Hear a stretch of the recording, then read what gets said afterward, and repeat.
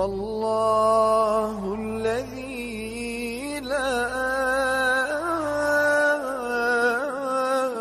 إله إلا هو. When you talk in terms of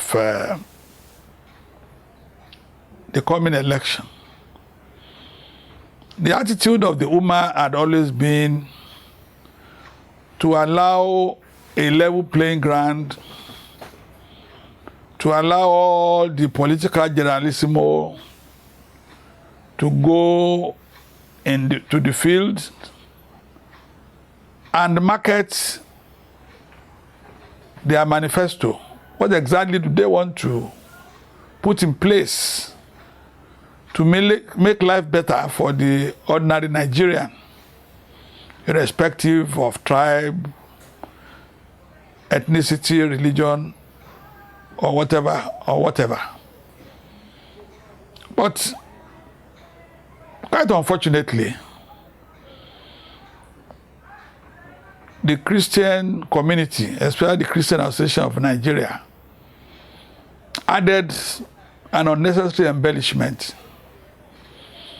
a totally unwarranted scope to the electoral process. Initially, through the grapevine, it gained currency in the social media, in the Orthodox media, and what have you. Now the Christians were bent on having a Christian at Aso Rock, irrespective of his qualification, his antecedents, his morality, and what have you. The basic thing, the underlying factor that was behind all the propaganda of Christendom was to take over the political control of Nigeria and probably use it to subjugate, oppress, suppress, and make Muslims pay the second fiddle, if possible a third fiddle, to be inconsequential in the political arena in the country. And therefore, they were backing Nyesom Wike in the PDP. They did not hide their preference for a pastor who is extremely committed to Christianization, and being a pastor of the Redeemed Church had used influence as the vice president. That is Professor Pastor Yemi Osinbajo. He had used his influence in government to put members of Redeemed in strategic positions. But this time around, the Christian community wanted to push him to be the president so that the Muslims would have no say in the affairs of this country. And most unfortunately, the Muslims were just, as usual, sleeping, just looking, doing nothing, at least to push forward their own candidate. But Allah said the plan, and also Allah plan, analyze the best of planners. Without any effort, any meaningful effort, the Supreme Council did not issue a release. They did not call a meeting of Muslims all over the country. They did not call for donations, which we knew the Christians got from within and outside Nigeria in order to impose a Christian on us and continue to harass and suppress the Muslims. The Supreme Council, under the leadership of His Eminence, the Sultan of Sokoto, did not call any meeting did not issue any release when we had, and it was not hidden. It was an open issue by the Christians under the leadership of Khan, that they now have a department that was going to make sure that Christians take control of this country at all levels, with its southwest, south-south, northeast, northwest, and all the whatnot. They said it openly.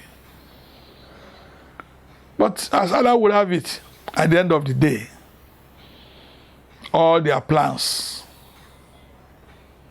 crashed like a pack of cards. All their plots nosedived into nothingness. And they became a wounded lion. And they want to torpedo the efforts of any Muslims to take over the control of this country. Unfortunately for them, and I think unfortunately for them, they were able to get a man who had been in APGA, a man who had been in PDP, now to come out and condemn all the other parties and said he has the wherewithal, he has the answers to all the problems of Nigeria, be it economic, political, security, and what have you. And one would have asked the question when he was governor of Anambra State, that is Peter Obi, what exactly did he achieve to be able to convince an average and discerning Nigerian that he can do better than somebody like Tinubu, for instance, or even somebody like Atiku? And like the answers, quote and unquote, revolution, which a lot of Yoruba Muslims bought into, unknown to them, that was a Biafran agenda. That Kanu was in London giving instruction that TVC that belonged to Tinubu should be burnt down, which eventually everybody got to know, that the nation that belonged to Tinubu, which means that their effort was to desecrate, to bring down anything that has to do with an average Yoruba man, and eventually, coincidentally, happens to be a Muslim. And at the end of the day, for political expediency, as a strategist, and Tinubu is one, you can't take that away from him. He's a political strategist. He has shown people like Chief Matthew Okikiola, Obasanjo, the Ebora of Owu, who some people nickname Aburumaku. He had a time to cross sword with him when the whole of the Southwest was in the hands of the ACN, if I get it right, and all the other governors were deceived by Obasanjo that they should be brothers, they are all Yorubas, they should work together, and so on. So Tinubu that saw the deceit, the strategy, maybe it's military strategies, to outsmart all the opposition of the PDP at that time. And he refused to play ball.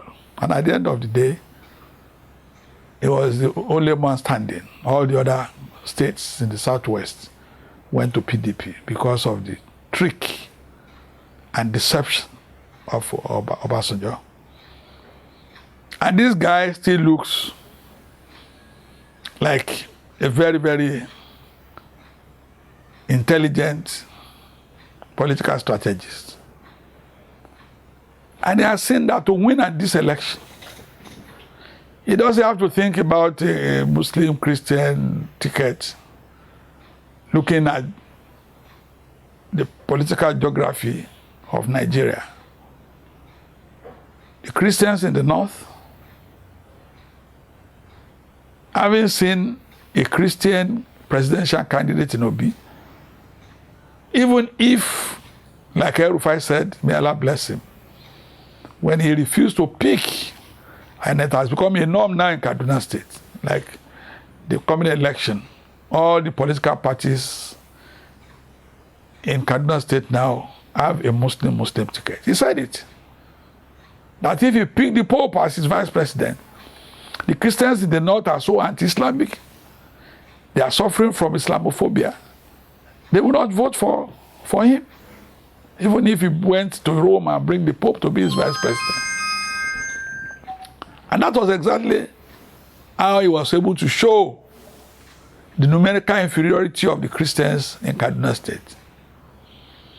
And if Tinubu had gone out of his way, stupidly, foolishly, irresponsibly, unstrategically, to pick a northern Christian, we would by now have written his political obituary. Because an average Christian in the north will not vote for a Muslim. They hate the Muslims. They love to hate the Muslims. They will not. So what is the essence of going to an election based on sentiment? That you want to please the Christians who don't want to be pleased? And it had happened before in this country. When Chief Mashood Kakashimawo, Olawale Abiola, may Allah bless his soul, picked Ambassador Kingibe as his vice president, he won the election. And at that time, if you like it, Tinubu was a political pupil. He was following MKO all over the place. So he had learned a lot from MK Abiola, and he decided to pick a Muslim. That is the only strategy that can win an election in the north, because the northerners, whether you like it or not, would rather vote for a Muslim than go and vote for a Christian, because they know that to them Islam first, any other thing should second. And I used to say it, that we have a tale of two governors, one in the north, one in the southwest. Yes, El-Rufai is a very cantankerous politician. He says it as he sees it, without any qualms. And a lot of people hate him because he is brutally frank. The same thing we had Ajimabi, who had the same mannerism, and he was supporting the cause of Islam against Christian evangelism. So why the Muslims in Kaduna State, irrespective of their political parties, decided because they don't want Islam to be shaped, supported El-Rufai, the Muslims in Oyo State did not see it from that perspective, because they don't have the kind of religiosity, Islamic mannerism to think that they should support their brother, and for whatever Ajimabi must have done against them individually, maybe to make the city beautiful, he had to pull down some structures, and he also offended some of his political mates and who left the party.